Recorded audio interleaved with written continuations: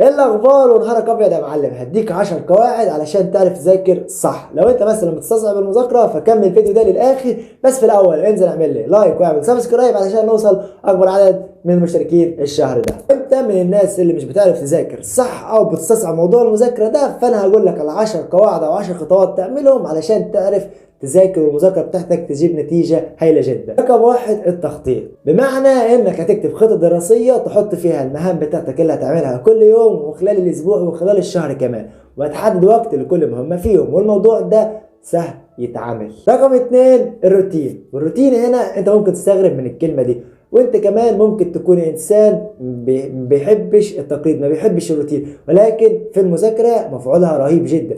جرب كده تذاكر كل يوم في نفس الوقت اللي انت بتذاكر فيه، خلي بالك هتفرق معاك جامد جدا، وكمان هتدعي لي. رقم ثلاثة، جرب طرق كتير للمذاكره. بمعنى انك مره هتذاكر على المكتب، مره هتذاكر بورقه وقلم، مره هتذاكر من غير ورقه وقلم، مره هتذاكر وانت واقف، مره هتذاكر وانت بتتمشى في الاوضه.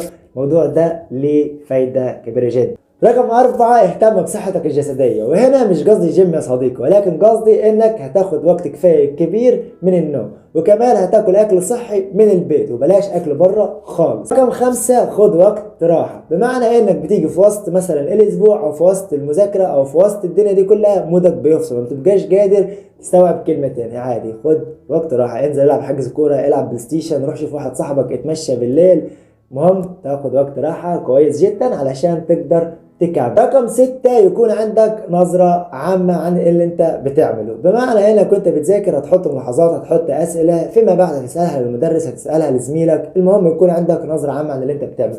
شوف المنهج كله بيتكلم عبارة عن ايه، لمحة كده بسيطة على السريع. رقم سبعة، نوع. بمعنى انك هتذاكر بكذا طريقة وهتستمتع وانت بتذاكر.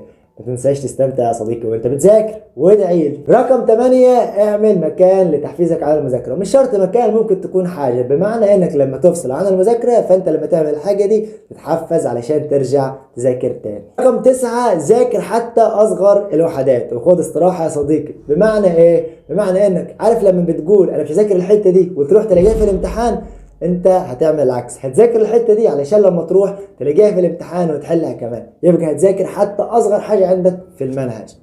ورقم 10، ودي اخر حاجه، وهي اوعى تقارن نفسك بحد مهما كان. ما تقارنش نفسك بحد نهائي. الوحيد اللي انت هتقارن نفسك بيه هي نفسك. هتقارن نفسك بنفسك وبس، اوعى تقارن نفسك بحد. ديني بقول لك. وبس كده يا معلم، احنا خلصنا الفيديو ده. فلو انت عندك اي سؤال او اي استفسار اكتبوا لي في الكومنتات، وكمان ممكن تعملي فولو على الانستجرام. بس كده، ما تنساش اللايك والسبسكرايب. سلام.